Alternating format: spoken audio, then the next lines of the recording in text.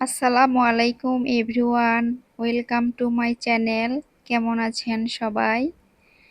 আজকে আমি বানাবো কুরবানি ঈদ স্পেশাল একটি ডিশ, চট্টগ্রামের ঐতিহ্যবাহী কালাভুনা রেসিপি। এর স্বাদ দুর্দান্ত টেস্টি হয়। চলুন তাহলে এখন রেসিপিতে যাই। গরুর মাংসের কালাভুনা করার জন্য আমি এখানে 1 কেজি গরুর মাংস নিয়েছি, হাড় চর্বি সহ। আর মাংসটা আমি এই সাইজ করে কেটে নিয়েছি।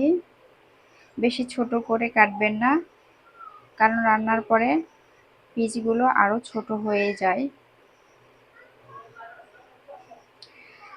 এখন আমি মশলা দিব। এখানে আমি পেঁয়াজ কুচি দিয়ে দিব পরিমাণ মতো।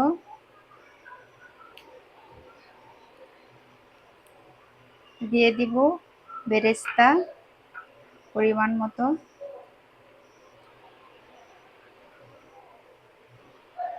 আদা রসুন পেস্ট দিয়ে দিব। গুঁড়া মশলার মধ্যে দিয়ে দিচ্ছি লবণ, জিরা ধনিয়ার গুঁড়া, লাল মরিচের গুঁড়া, হলুদ গুঁড়া। কালাভুনা ঝাল ঝাল খেতেই ভালো লাগে, আপনারা চাইলে গুঁড়া মরিচের গুঁড়া আরো বাড়িয়ে দিতে পারেন। আমি এখানে দিয়ে দিচ্ছি সবকিছু।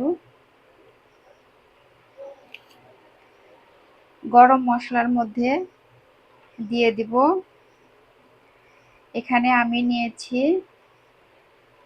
কালো এলাচ, সবুজ এলাচ, শাহি জিরা, জয়ত্রী, তেজপাতা, স্টার অ্যানিস, দারুচিনি, লবঙ্গ, গোলমরিচ। স্টার অ্যানিস হাতের কাছে থাকলে দিবেন, না হলে না দিলেও চলবে, কারণ স্টার অ্যানিস দিলে রান্নার ঘ্রাণটা অনেক সুন্দর আসে। এই জন্য আমি এটা দিয়ে দিব।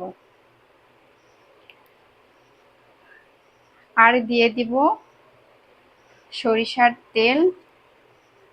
অবশ্যই আপনারা সরিষার তেল দিবেন, অন্য তেল দিবেন না। অন্য তেল দিলে টেস্ট ততটা ভালো আসবে না।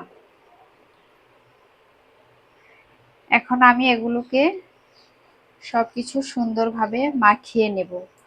কালো ভুনা যত মাখাবেন তত বেশি ভালো টেস্ট আসে। আমি এগুলোকে এভাবে চেপে চেপে মাখিয়ে নেব।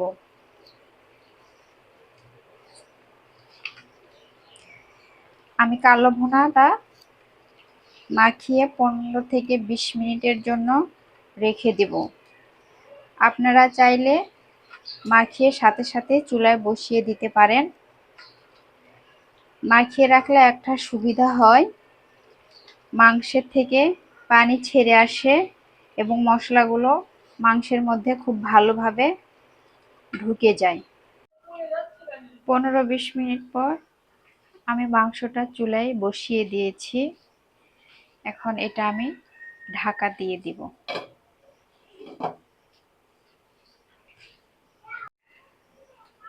7-8 মিনিট পর ঢাকনাটা খুলে নিচ্ছি। দেখুন মাংস থেকে কত পানি ছাড়তে শুরু করেছে।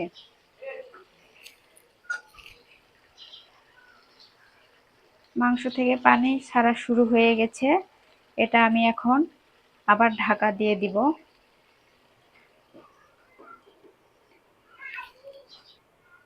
যতক্ষণ পর্যন্ত সম্পূর্ণ পানি ছেড়ে যাবে ততক্ষণ পর্যন্ত এটা ঢেকেই রাখবো। ঢাকনাটা তুলে নিচ্ছি। দেখুন কত পানি বের হয়েছে। এই পানিতে মাংস 80% সিদ্ধ হয়ে যাবে। আঁচটা আমি মিডিয়াম লো আঁচে দিয়েছি। এই পানিটা শুকিয়ে যাওয়া পর্যন্ত অপেক্ষা করব। তবে মাঝে মাঝে ঢাকনা খুলে নেড়ে দিতে হবে, না হলে তলায় লেগে যেতে পারে। এ পর্যায়ে আমি একটু গরম মশলা গুঁড়ি দিয়ে দিচ্ছি।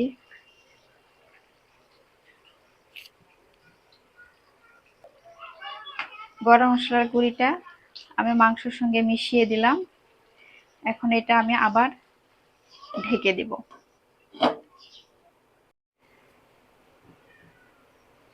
মাংস থেকে বের হওয়া পুরো পানিটা টেনে গেছে, আর দেখুন তেলটা উপরে এসেছে।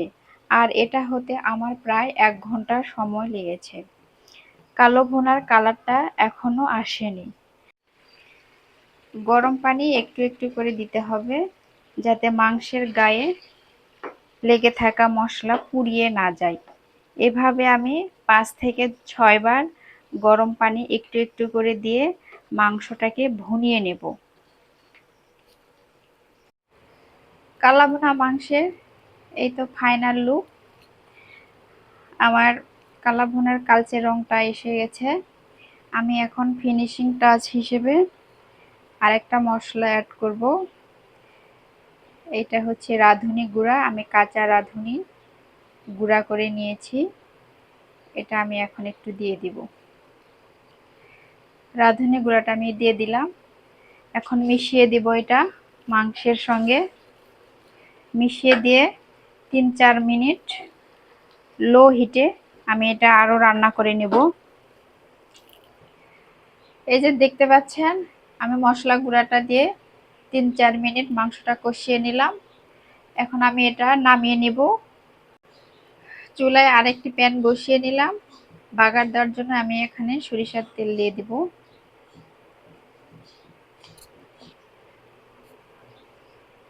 বাগারের জন্য পেঁয়াজ এবং রসুন কুচি করে নিয়েছি, এটা এখন আমি দিয়ে দিব। রসুন এবং পেঁয়াজ কুচি দিয়ে নিলাম। এখন এগুলো আমি সোনালি করে ভেজে নেব। এ পর্যায়ে দিয়ে দিব 3টা শুকনা মরিচ। বাগার দেওয়া হয়ে গিয়েছে, এটা আমি সোনালি করে ভেজে নিয়েছি। এখন এটা আমি মাংসের সঙ্গে মিশিয়ে দিব। এই যে কালাভুনা সঙ্গে আমি বাগারটা দিয়ে দিলাম। এই তো কালাভুনাটা আমার বাগার দেওয়া হয়ে গিয়েছে। আমি এখন এটা চুলা থেকে নামিয়ে নেব। কালাভুনা আমি একটা ডিশে সার্ভ করে নিয়েছি। এই তো আমার কালাভুনা রেসিপি হয়ে গেছে। রেসিপিটি যদি আপনাদের ভালো লাগে, প্লিজ আমার চ্যানেলটি সাবস্ক্রাইব করে নিতে ভুলবেন না। সবাই ভালো থাকবেন। আল্লাহ হাফিজ।